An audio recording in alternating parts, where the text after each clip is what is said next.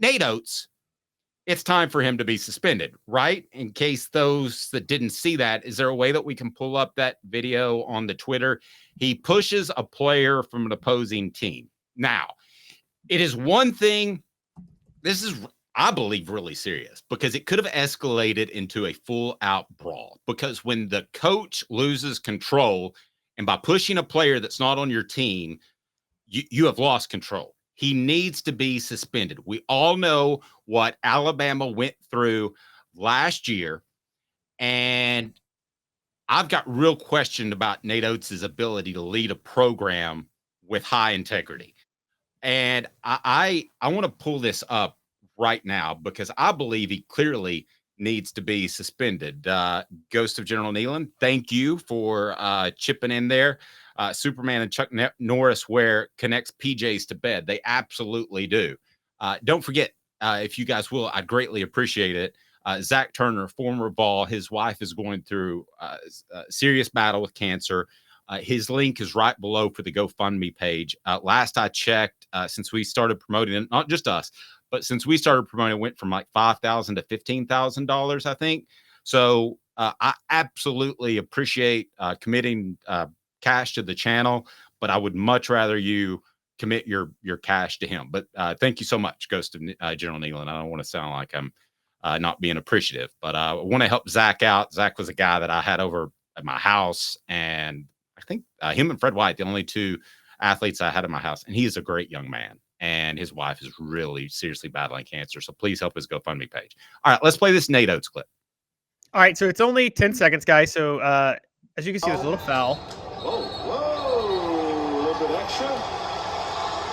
That's the problem. I think now Nate Oats pushing Shaw back.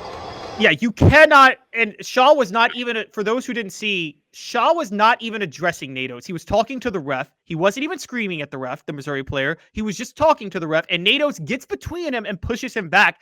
And he had a little smirk on his face, almost like he was ready to talk trash. Did you notice that? Yeah, I did. And I think he should be suspended for 5 games.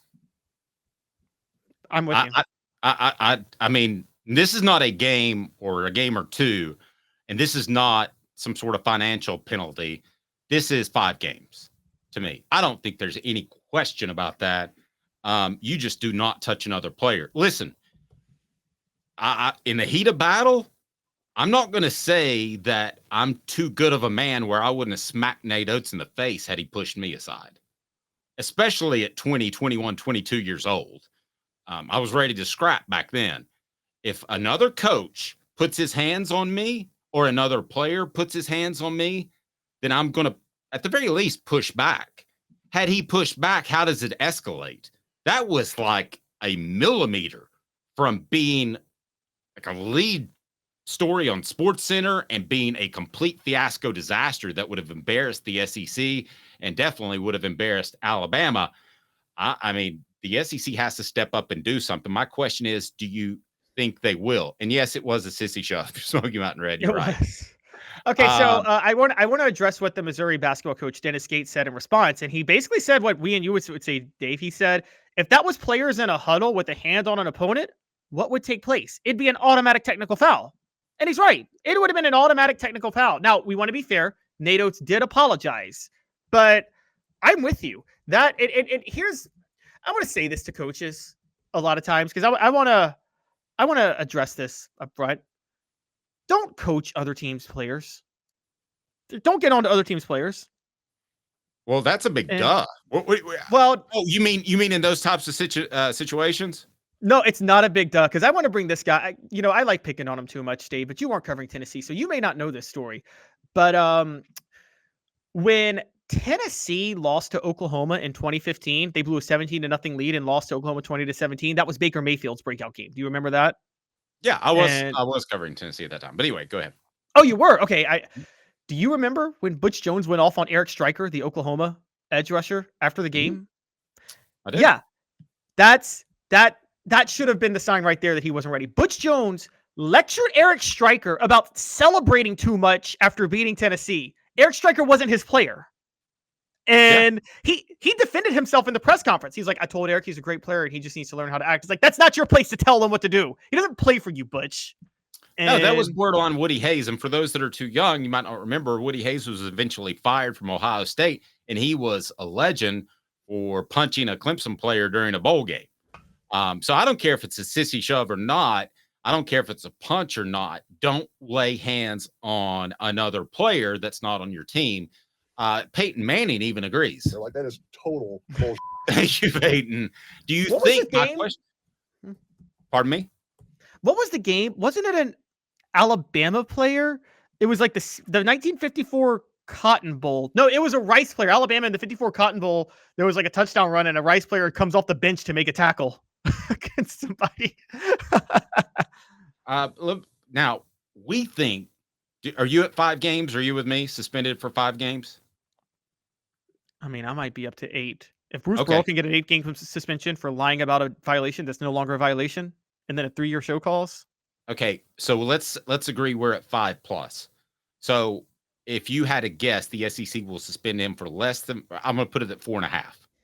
The SEC will suspend him for the over-under is at 4.5 suspension. Where you got it? Gene says at least 5 games. You say 8. I don't have an argument with 8. You know, I'm going to say less because, you know, what's weird is I haven't seen. Have you seen an SEC statement yet saying we're reviewing the film and we'll make a determination? Shouldn't they release some statement that they're investigating this and say that they're reviewing it just so they know something is coming? Yes. And also, how about this? Shouldn't just the Alabama athletic department step up and suspend him? Yes. Okay. I always love bringing in the other side of the opinion. You guys are so weak. That push was like, go on back to your side of the court. Listen, Chad, I don't know if you've been involved with athletics, but you just don't. I don't care if it's a pinky push. You don't lay your hand on another player, especially when you're the adult in the situation. If it had been an Alabama player pushing a Missouri player, that's different. But you're the coach. You're the adult, right?